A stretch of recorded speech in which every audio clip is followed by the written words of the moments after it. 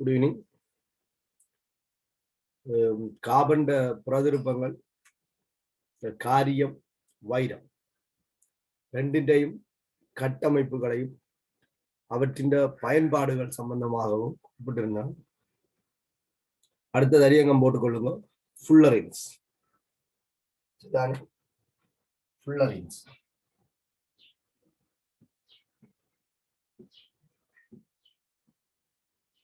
Carbon மூன்றாவது பிரதிரூபம் ஃபுல்லரின்ஸ்.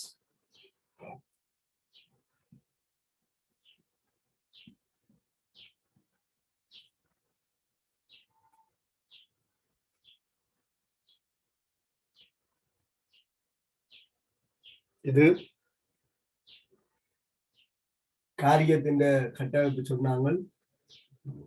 காரியம்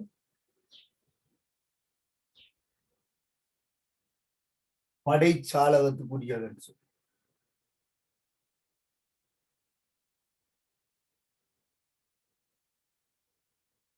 காரியம் படைச்சாலகத்துக்குரியது. வைரம் முப்பரிமாண சாலகம். ஒவ்வொரு காபனையும் கொண்டு நான்முகி ஷேப்ல வைரத்தில் உள்ள அணுக்கள் ஒழுங்கமைக்கப்பட்டிருக்கு சொன்னாங்க. ஒவ்வொரு கார்பன் சார்பாகவும் நான்முகி ஒழுங்கமைப்பு பேணப்படுவதால வைரத்தின் கட்டமைப்பு எண்முகி தோட்டத்துல காணப்படும். காரியம் அறுகோண அமைப்புல இருக்கு. இங்க sp2 கலப்புல கார்பன் அமைக்கப்பட்டிருக்கும். இங்க sp3 கலப்புல கார்பன் காணப்படும். இந்த ஃபுல்லரின்ஸ் என்பது இந்த காரியம் வைரத்தில இருந்து கொஞ்சம் வேறுபட்டது. இது ஒரு கோள வடிவாக ஒழுங்கமைக்கப்பட்டிருக்கு. ஃபுல்லரின்ஸ் கோள வடிவத்தில் ஒழுங்கமைக்கப்பட்டிருக்கும். சில sp2 கலப்புடைய கார்பன்களும் இருக்கும், sp3 கலப்புடைய கார்பன்களும் இருக்கும். ஃபுல்லரின்ஸ்ல sp2 கலப்பாக்கத்துக்குரிய கார்பன்களும் sp3 கலப்பாக்கத்துக்குரிய கார்பன்களும் காணப்படும். இந்த வடிவத்தை நீங்கள் பார்த்தீங்கன்னு சொன்னால்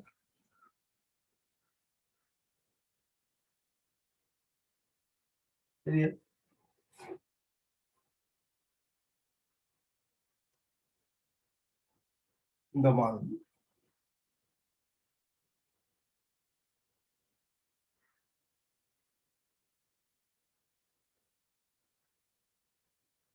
ஒரு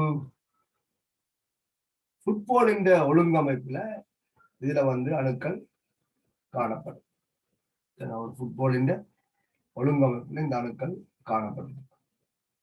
அதனாலதான் இந்த ஃபுல்லரின்ஸ்க்கு இயற்கை உதைபந்து அப்படின்னு சொல்லி அழைக்கப்படுது. நானோ டெக்னாலஜியில பயன்படுத்தப்படுற ஒரு கார்பன் புறதிருப்பமாக இந்த ஃபுல்லரின்ஸ் காணப்படும். சரிதான்.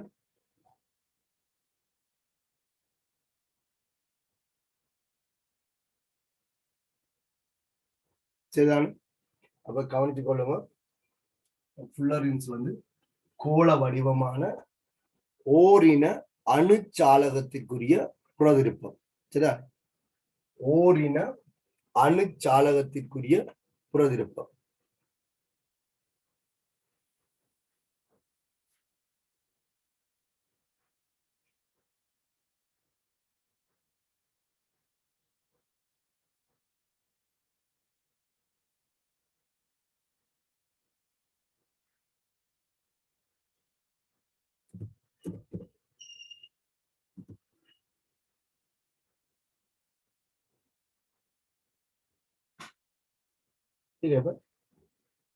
விபத்தின் கட்டாயம் இயற்கை உதவி வந்து விட்டது.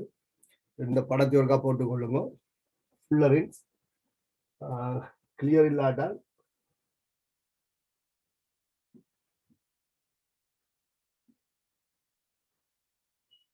சரியா? ஃபுல்லரின்ஸ் இந்த அமைப்பை எழுதி கொடுங்க. இதே மாதிரி இந்த வட்டம் வந்து ஃபில் பண்ணப்பட்டிருக்கிறது. கோளத்தன்மையானது ஒரு ஃபுட்பாலின் அமைப்பில தான் இது ஒழுங்கமைக்கப்பட்டு, அதனால்தான் இந்த இயற்கை உதைபந்து என்று சொல்லி சொல்றோம். நீங்கள் கொஞ்சம் கீறிக்கொள்ளுங்க, பிறகு ஆறுதலா ஃபில் பண்ணி கொள்ளலாம். இங்க சில கார்பன் அணுக்கள் sp3 கலப்பாக்கத்திற்கும் சில கார்பன் அணுக்கள் sp2 கலப்பாக்கத்திற்கும் உட்பட்டிருக்கும்.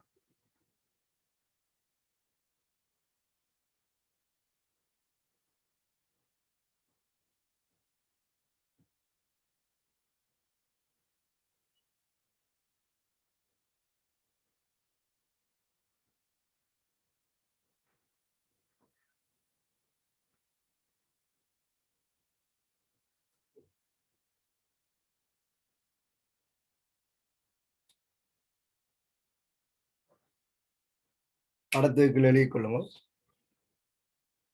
sp2 கலப்பு கார்பனையும்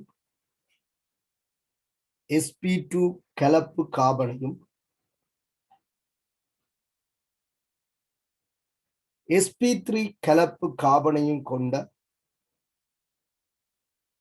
sp2 கலப்பு கார்பனையும் sp3 கலப்பு கார்பனையும் கொண்ட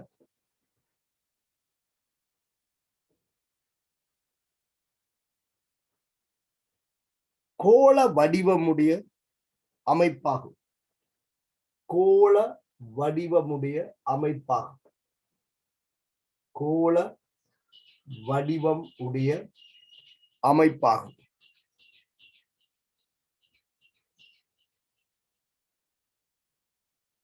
கோள வடிவமுடைய அமைப்பாகும். இது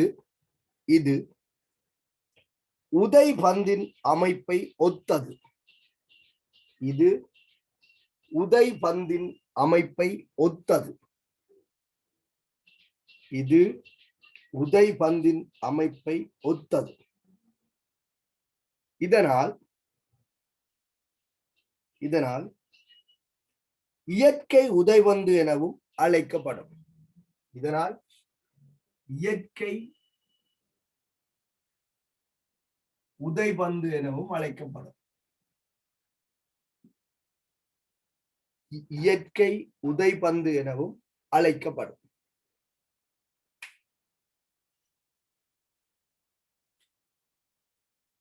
இயற்கை உதைபந்து எனவும் அழைக்கப்படும்.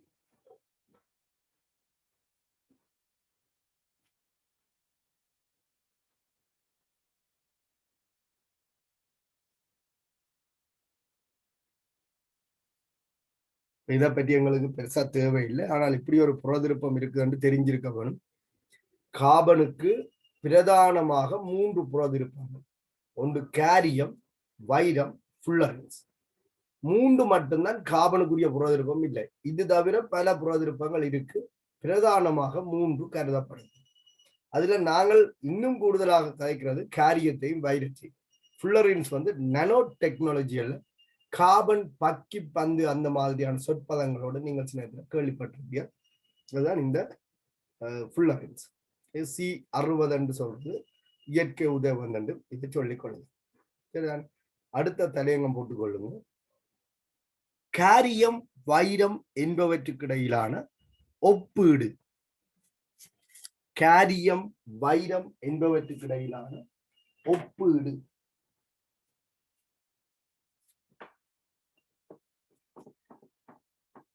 கேரியம், வைரம் என்பவற்றுக்கு இடையிலான ஒப்பீடு. சரி. காரியத்தினதும் வைரத்தினதும் சில இயல்புகளை நாங்கள் ஒப்பிட்டு பார்க்க வேணும். காரியம், வைரம் என்பவற்றுக்கு இடையிலான ஒப்பீடு. இந்த அட்டவணை ஒருக்கா போட்டுக் கொள்ளுவோம். இதுல இயல்புகள்,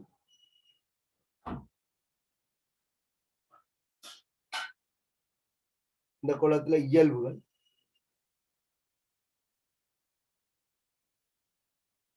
காரியத்தில் எப்படி இருக்கும், வைரத்தில் எப்படி இருக்கும். வைரம்.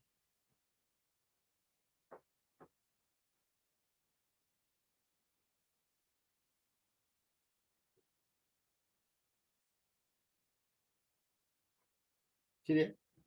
காரியம் வைரம். முதலாவது கட்டமைப்பு. நாங்கள் ரெண்டையும் பற்றி சுருக்கமா பார்ப்போம். காரியத்தின் கட்டமைப்பு எப்படிப்பட்டது, வைரத்தின் கட்டமைப்பு எப்படிப்பட்டது சொல்லலாம். காரியம் அறுகோண அமைப்புடையது. சரிதான்? காரியம் வந்து அறுகோண அமைப்புடையது. வைரம் முப்பரிமாண அமைப்புடையது. காரியத்தின் கட்டமைப்பு, காரியத்தின் கட்டமைப்பு அறுகோண வடிவ, அறுகோண வடிவ காரியத்தின் கட்டமைப்பு அறுகோண வடிவ ராட்சத, ராட்சத அறுகோண வடிவ ராட்சத படை, படை கட்டமைப்பு அறுகோண வடிவ ராட்சத படை கட்டமைப்பு.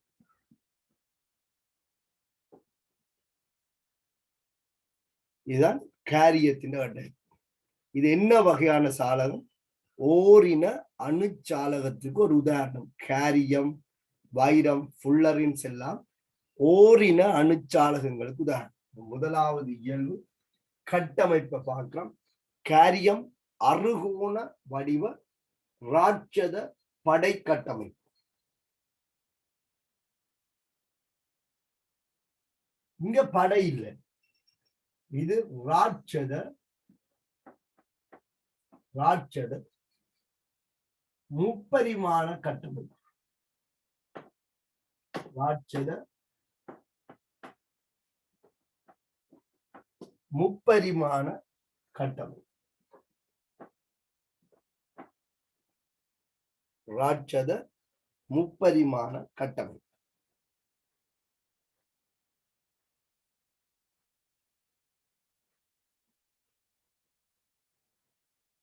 இரண்டாவது இயல்பு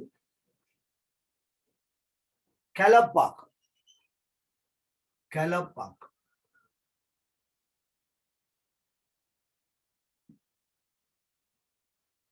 இரண்டாவது இயல்பு கலப்பாக்கம். அப்ப இது உங்களுக்கு தெரியும். காரியம் sp2 கலப்பாக்கத்துக்குரியது, வைரம் sp3 கலப்பாக்கத்துக்குரியது. மூன்றாவது பிணைப்பு நீளம், பிணைப்பு நீளம், பிணைப்பு நீளம். நாங்கள் வெள்ளம் சொல்லியிருக்கோம். காரியத்துல 141 பிகோமீட்டர். காரியத்தினுடைய பிணைப்பு நீளம் 141 பிகோமீட்டர். வைரத்தினுடைய பிணைப்பு நீளம் 154 பிகோமீட்டர். பிணைப்பு நீளம்.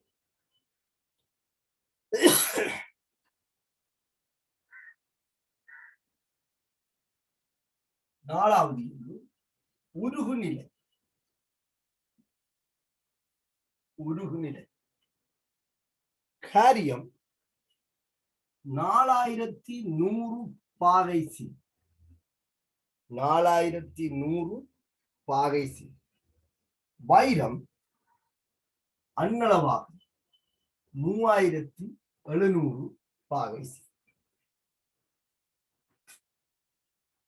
அண்ணளவாக 3700 பாகை சி. அப்ப நாங்கள் சொல்லி இருக்கிறோம், வைரத்தின் உருகுநிலையிலும் பார்க்க காரியத்துக்கு உருகுநிலை உயர்வு.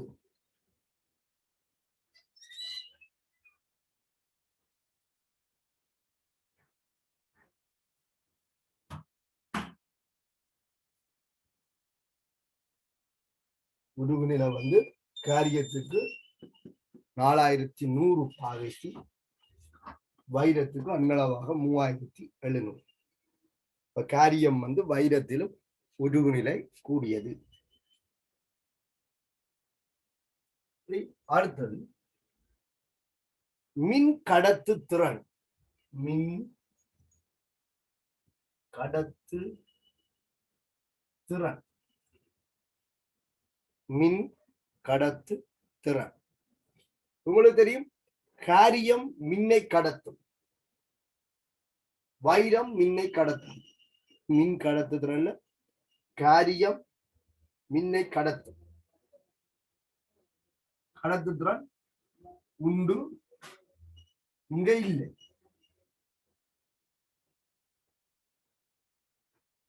மின்னை கடத்துகின்ற அலோகமாக கார்பன் படிச்சிருக்கு.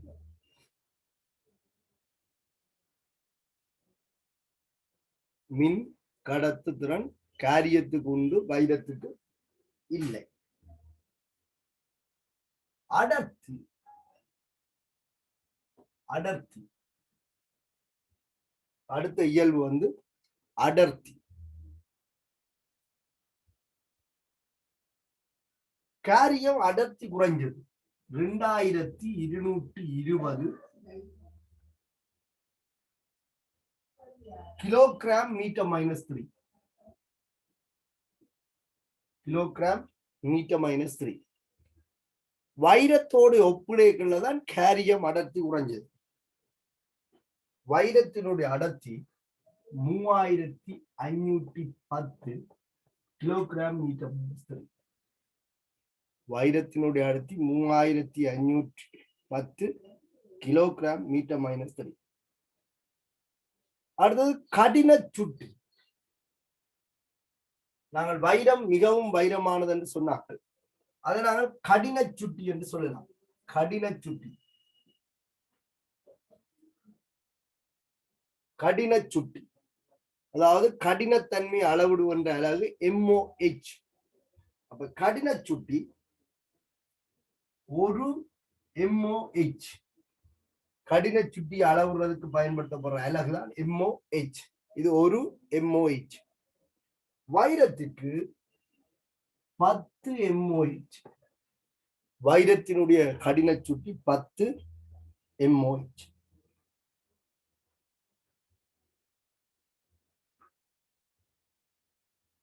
சரியா? கவனித்துக் கொள்ளுங்க.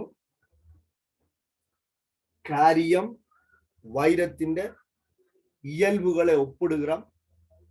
அதுல முதல் கட்டமைப்பை பார்க்கிறோம். இது அறுகோண வடிவ ராட்சத படை கட்டமைப்பாக இருக்கும். அது ராட்சத முப்பரிமாண கட்டமைப்பு.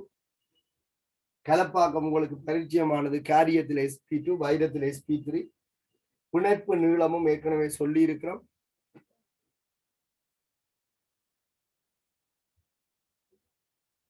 சரியா? கவனிச்சுக்கொள்ளுங்க. இந்த கடின சுட்டி என்பது ஒவ்வொரு பதார்த்தத்துக்கும் இருக்கிற கடினத்தன்மையை அளவீடு செய்கின்ற ஒரு குறியீடு. அதுதான் கடின சுட்டி. இப்ப நாங்கள் சொல்றதுதான், இன்ன பொருளை விட இன்ன பொருள் கடினத்தன்மையானது. அப்ப அந்த கடினத்தன்மையை அளவிடுவதற்காக நாங்கள் பயன்படுத்துகின்ற ஒரு சுட்டி, அதுதான் கடின சுட்டி என்று சொல்லிக் கொள்றோம். ஒவ்வொன்றையும் நாங்கள் அளவிடுவதற்கு ஒவ்வொரு விதமான இயல்புகளை பயன்படுத்திக் கொள்றோம். அதே மாதிரி சடப்பொருட்களோட கடினத்தன்மை அளவிடுவதற்காக பயன்படுத்தப்படுறதுதான் கடின சுட்டி. அப்ப அதுக்கு பயன்படுத்தப்படுற அலகு MOH. காரியத்தின் கடின சுட்டி ஒரு MOH ஆக இருக்க, வைரத்தின் கடின சுட்டி 10, அதாவது இதை விட 10 மடங்கு அது கடினமானது என்பதை இந்த அலகில இருந்து நாங்கள் விளங்கிக் கொள்ளலாம். சரியா? அவற்றின் உருகுநிலை, மின் கடத்துத்திறன், அடர்த்தி, இதுல இருக்க பார்த்து கொள்ளுங்க. இந்த இயல்புகளை ஒப்பிட வேண்டி வரும். நான் மேலே இருக்கிறதை அழிச்சு அடுத்தது எழுதுற 8வது இயல்பு. கடினத்தன்மையை அளவிடுவதற்காக பயன்படுத்தப்படுகின்ற ஒரு அலகுதான் கடின சுட்டி.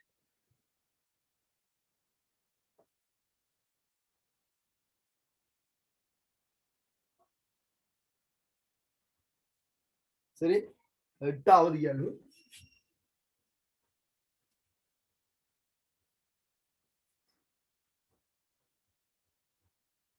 நிறம். நிறம் உங்களுக்கு கேரியத்தின் நிறம் நல்லாவே பரிச்சயமானது. அதனுடைய கருப்பு நிறம் ஷைன் பண்ணும், பிரகாசமாக இருக்கும். அப்ப பிரகாசமான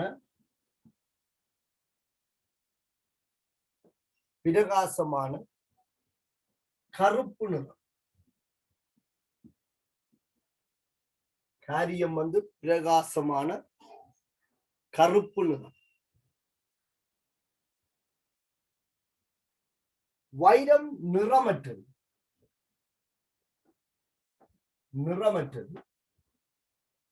ஒளியால முழு உத்தரிப்புக்கு உட்படுவதால அது பளிச்சீடுகளாக இருக்கும்.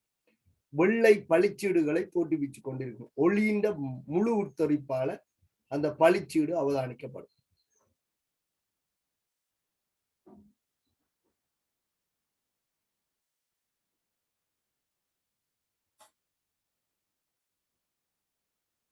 வைரம் நிறமற்றது, அது ஒளியின் முழு உத்தரிப்பால பளிச்சீடாக இருக்கும்.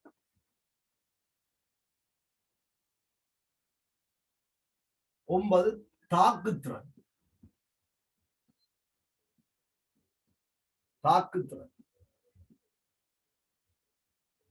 வைரத்தோடு ஒப்பிடைக்குள்ள காரியம் தாக்குத்திறன் கூடியது.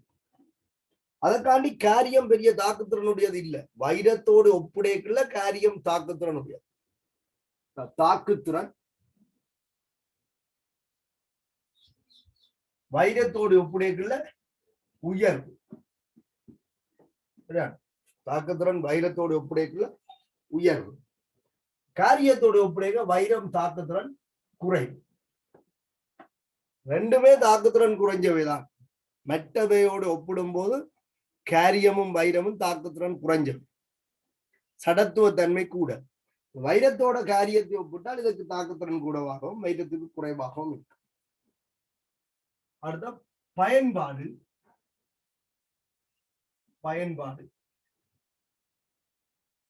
ஒன்றை குறிப்பிட மிச்சம் அங்க குறிப்பிட உராய்வு நீக்கி.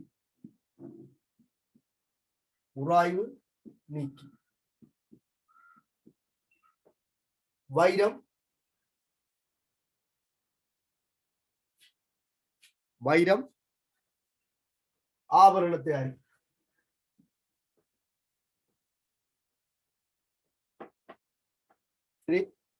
வைரம் வந்து ஆபரண தயாரிப்பு,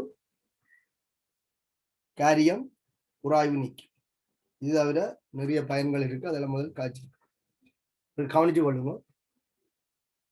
இந்த சடத்துவ தன்மை என்பது தாக்குத்திறன் மிக மிக குறைந்தது அல்லது தாக்குத்திறன் அற்றது என்று பொருள்படும். சடத்துவம்.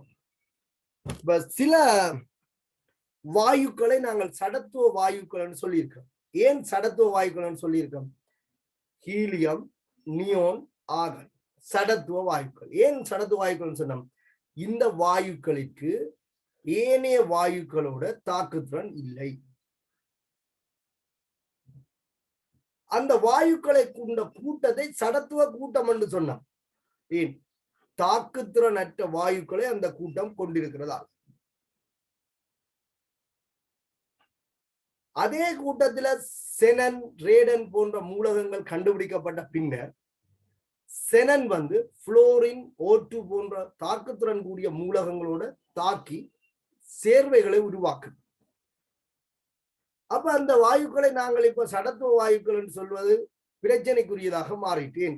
சடத்துவம் என்றால் தாக்குத்திறன் அற்றது. ஆகவே நாங்கள் இப்ப அந்த வாயுக்களை விழுமிய வாயுக்கள் என்று சொல்றோம் என்று முதல் ஒரு சந்தர்ப்பத்தில் சொன்னார். விழுமியம் என்றால் தாக்குத்திறன் குறைந்தது என்று. அப்ப 18ஆம் கூட்டங்களை இப்ப நாங்கள் சடத்துவ கூட்டம் என்று சொல்வதிலும் பார்க்க விழுமிய கூட்டம் என்று சொல்றது பொருத்தப்பாடானது. காரணம், அங்கே இருக்கிற மூலகங்கள் தாக்குத்திறன் குறைந்தவை. ஆனாலும் அங்க இருக்கிற ஹீலியம், நியோன், ஆர்கன் தாக்குத்திறன் அற்றது. அப்ப இப்பவும் இந்த வாயுக்களை நாங்கள் சடத்துவ வாயுக்கள் என்று சொல்லலாம். ஆறு? ஹீலியத்தை, நியோனை, ஆர்கன். இதே போல சில உலோகங்களும் இருக்கு, சடத்துவ தன்மை கூடினது, தாக்குத்திறன் அற்றது. உதாரணத்துக்கு பிளாட்டினம். இந்த பிளாட்டினம் உலோகம், சரி, பிளாட்டினம் உலோகம் தாக்கத்துக்கு உட்படாது. பிளாட்டினம் உலோகம் தாக்கத்திற்கு உட்படாது. ஆகவே அதை நாங்கள் சடத்துவ உலோகம் என்று சொல்லிக்கொண்டோம். இப்ப கேரியம் வைரமும் தாக்குத்திறன் மிகவும் குறைஞ்சது. அதனாலதான் சடத்துவத்தன்மை கூடியது என்று சொல்லி நான் சொல்லிக்கிறேன். சடத்துவத்தன்மை கூடியது என்று சொன்னதின் நோக்கம் தாக்குத்திறன் மிகவும் குறைஞ்சது என்பதால். தாக்குத்திறன் இருக்கு, இல்லை என்று இல்லை. மற்ற உலோகங்கள் மற்ற அலோகங்களோடு ஒப்பிடைகளை இந்த கேரியம் வைரத்துக்கான தாக்குத்திறன் குறைவு. அப்ப கேரியத்தை எடுத்து நாங்கள் ஒரு வெப்பப்படுத்தினால் அந்த காபன் தாக்கத்துக்கு உட்படாது. சாதாரணமாக காபன் தாக்கத்துக்கு உட்படாது. சரிதான், இதுதான் அதன் சடத்துவ தன்மை. அப்ப சடத்துவம் என்பது தாக்குத்திறனோட சம்பந்தப்பட்ட ஒரு சொல். தாக்குத்திறன் குறைஞ்சால் சடத்துவத்தன்மை கூடியது, தாக்குத்திறன் இருந்தால் அது சடத்துவத்தன்மை அற்றது. சரிதானே? இப்ப கவனிச்சு கொள்ளுங்க. இதுல நாங்கள் காரியத்தினதும் வைரத்தினதும் இயல்புகளை ஒப்பீடு செய்திருக்கிறோம். இந்த இயல்புகளை நீங்கள் ஒருக்கா பார்த்து கொள்ளுங்க. ஏனென்றால் எம்சிக்கு கேள்விகள்ல காரியம் வைரத்தின் இயல்புகள் சம்பந்தமாக கேட்கப்படுறது வழக்கம். சரி, அப்ப இந்த காரியம் இதுகள தாக்கங்களை பற்றி நாங்கள் இப்ப பார்க்க போறோம். பொதுவாக நாங்கள் தாக்கம் என்று பார்க்கும்போது இந்த அலோகங்கள், அதாவது காபன் வலியோட தாக்கம் பார்ப்போம், நீரோட தாக்கம் பார்ப்போம், அமிலங்களோட தாக்கம் பார்ப்போம், காரங்களோட தாக்கம் பார்ப்போம், உலோகங்களோட தாக்கம் பார்ப்போம், அலசங்களோட தாக்கம் பார்ப்போம். அப்போ ஒவ்வொரு கூட்டத்திலையும் கூட்ட மூலகங்கள்கிட்ட பொது இயல்பையும் அந்த மூலகங்கள்ல இருக்கிற சிறப்பியல்புகளையும் அவை காட்டுகின்ற புறதிருப்பங்களையும் புறதிருப்பத்தின் இயல்புகளை பற்றியும் அந்த மூலகங்கள்கிட்ட தாக்குத்திறன் பற்றியும் நாங்கள் படிக்க போறோம். சரியா? அப்ப 14ஆம் கூட்டத்துல பொது இயல்புகள் பார்த்து 14ஆம் கூட்ட மூலகத்தின் இயல்புகள் கூட்டத்தின் வழி என்ன மாதிரி மாறுது என்று பார்த்திருக்கோம். இதுல கேரியமும் வெள்ளியமும் புறதிருப்பத்தை வெளிக்காட்டும். வெள்ளியத்தின் புறதிருப்பம் சம்பந்தமாக எங்களோட பாடத்திட்டத்தில் இல்லை. அதற்கு 3 புறதிருப்பம் இருக்கு என்று மட்டும் நான் சொல்லிக்கொண்டு போகிறேன். காபனுக்கு பிரதானமாக 3 புறதிருப்பம் இருக்கு. அதுல கேரியம் வைரத்துக்கு இடையிலான இயல்புகளை நான் ஒப்பிட்டு இருக்கிறேன். இனி நாங்கள் இந்த காபனினுடைய தாக்கங்களை பற்றி பார்ப்போம். அப்ப காபனுடைய தாக்கம் என்று பார்க்க பொதுவாக காபன் என்று பார்த்துக்கொள்வோம். கேரியம் வைரம் ஃபுல்லரின்ஸ் என்று தனித்தனிய தாக்கத்தை பற்றி நான் கதைக்கிறேன். நான் தாக்கத்துடன் குறைவண்டு வைரத்தை சொல்லியிருக்கேன். அப்ப நாங்கள் காபன் தாக்கம் என்று, காபன் என்பது எல்லாமே ஒரு அணுவிற்குரிய தாக்கமாக கருதப்படும். சரியா? அப்ப அடுத்த தலையங்கம் போட்டுக்கொள்ளுங்க. காபனின் தாக்கங்கள். காபனின் தாக்கங்கள். காபனின் தாக்கங்கள்.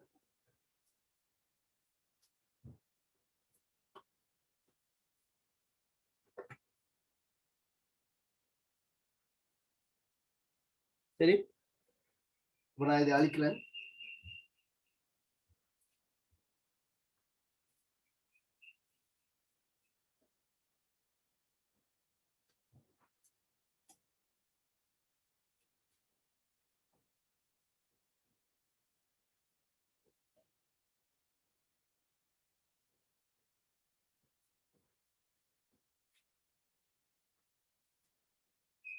சரி, காபண்ட தாக்கங்கள்ல நாங்கள் ஆரோட தாக்கம் பார்க்க போறோம்னு சொல்லி நோட் பண்ணி கொள்ளுங்க.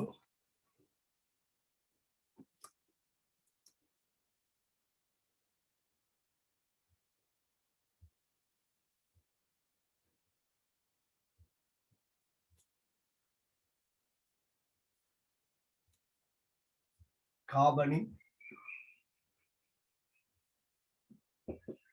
தாக்கங்கள்.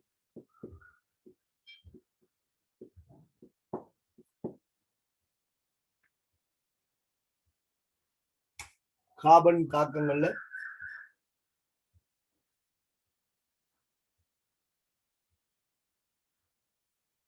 காரியத்திலும் பார்க்க வைரம் சடத்துவத்தன்மை கூடியது. அதனாலதான் காரியத்துக்கு தாக்குத்திறன் உயர்வென்றும் வைரத்துக்கு தாக்குத்திறன் குறைவென்றும் சொல்லியிருக்கிறேன். காபண்ட தாக்கங்கள் முதல்ல நாங்கள் வலியோட பார்ப்போம். வலியுடன் தாக்கம் பார்க்கவும். அடுத்ததாக நாங்கள் நீருடன் தாக்கம் பார்க்கவும்.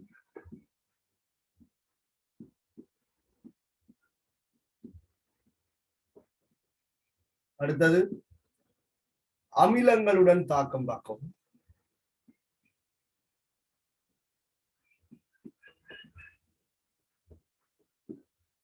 அடுத்தது காரங்களுடன் தாக்கம்.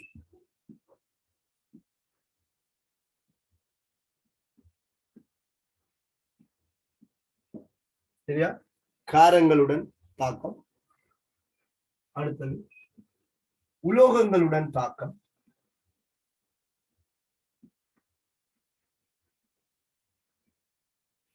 ஸ்பெஷலா அலசங்களுடன் தாக்கம்.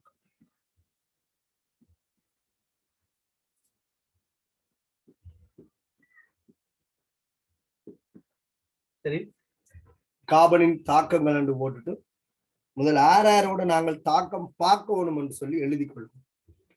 ஒன்று வலியுடன் தாக்கம், இரண்டாவது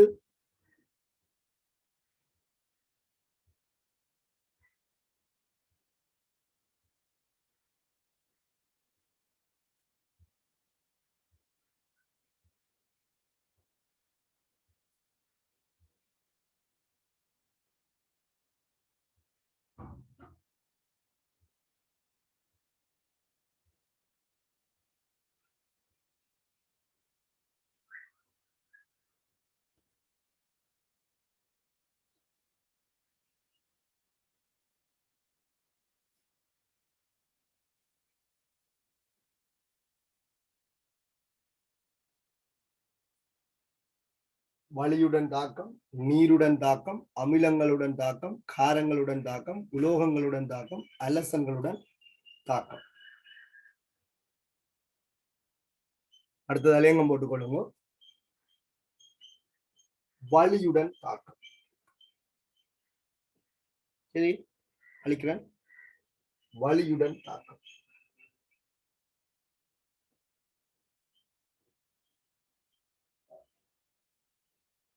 சரி, நான் சொல்றதை நீங்க கொஞ்சம் கவனிச்சுக்கொள்ளுங்க. வலியோட சாதாரணமாக கார்பன் தாக்கமடையாது. காரியமாக இருக்கலாம், எந்த ஒரு கார்பன் அணுவாகவும் இருக்கலாம். வலியில உள்ள ஓட்டுவோடு வலியுடன் தாக்கம் என்று நாங்கள் கதைக்கிறது வலியில உள்ள ஓட்டுவோடு எஸ் பிளாக்லயே பார்த்திருக்கோம். சாதாரணமாக கார்பன் வலியோடு தாக்காது.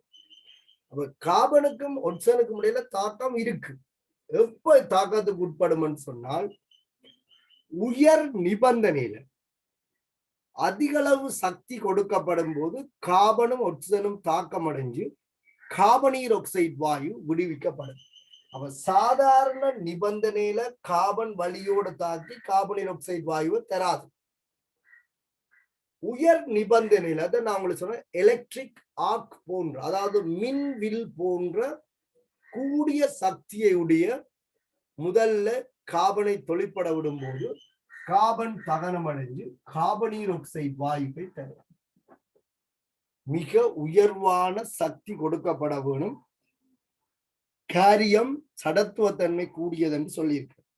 சரிதானே? அப்ப கார்பன் பகுதியாக தகனம் அடைஞ்சு கார்பனோர் ஆக்சைடு வாயுவையும் தரும். கார்பன் பூரண தகனத்துல CO2 வரும், குறை தகனத்துல கார்பனோர் ஆக்சைடும் வரும். சரிதானே? அப்ப காரியம் வைரங்கள் சாதாரண வெப்பநிலை அமுக்கத்துல தாக்காது. உயர் நிபந்தனையில தகனத்துக்கு உட்பட்டு கார்பனோர் ஆக்சைடு கார்பனீர் ஆக்சைடு வாயுக்களை விளைவாக தரக்கூடியது. சரி, வெளியே கொள்ளுங்க. வலியுடன் தாக்கம் என்று போட்டுட்டு சாதாரண வெப்பநிலை அமுக்கத்தில் சாதாரண வெப்பநிலை அமுக்கத்தில் சாதாரண வெப்பநிலை அமுக்கத்தில்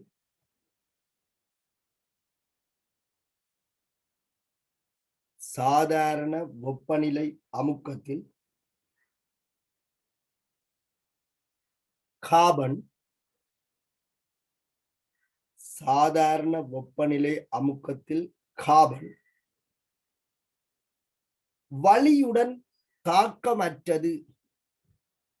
வலியுடன் தாக்கமற்றது. வலியுடன் தாக்கமற்றது.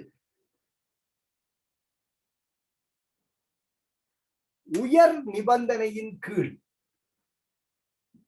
உயர் நிபந்தனையின் கீழ் உயர் நிபந்தனையின் கீழ் உயர் நிபந்தனையின் கீழ் காரியத்தை வழியில் எரிக்கும் போது காரியத்தை வழியில் எரிக்கும் போது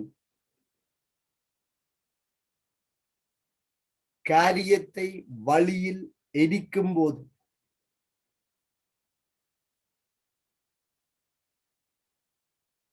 தகனமடைந்து தகனமடைந்து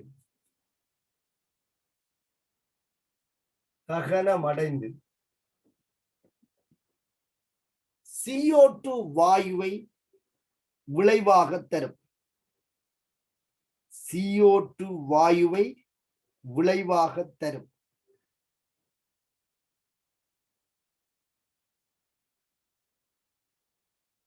CO2 வாயுவை விளைவாக தரும்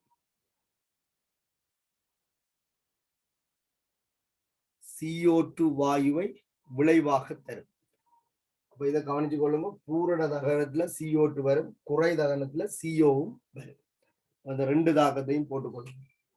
கார்பன் O2 தாக்கி CO2 வரும்.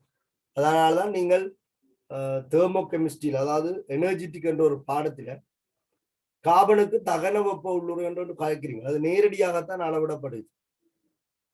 இது வந்து குறை தகனத்துல நிகழும்.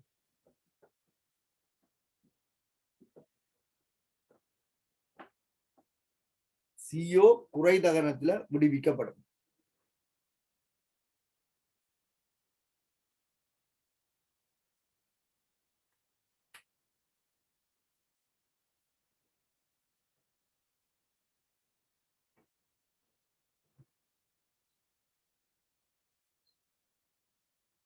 வளியோட தாக்கம் என்பது வளியில உள்ள O2 தாக்கம்.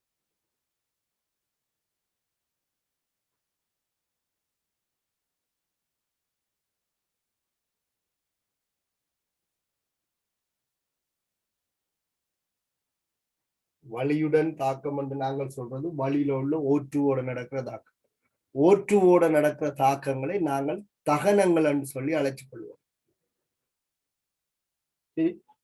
அடுத்தது வந்து நீருடன் தாக்கம்.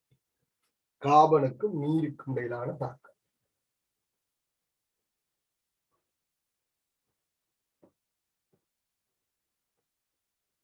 சரி, பாருங்க. நீரோட தாக்கம். இரண்டாவது வந்து நீருடன் தாக்கம்.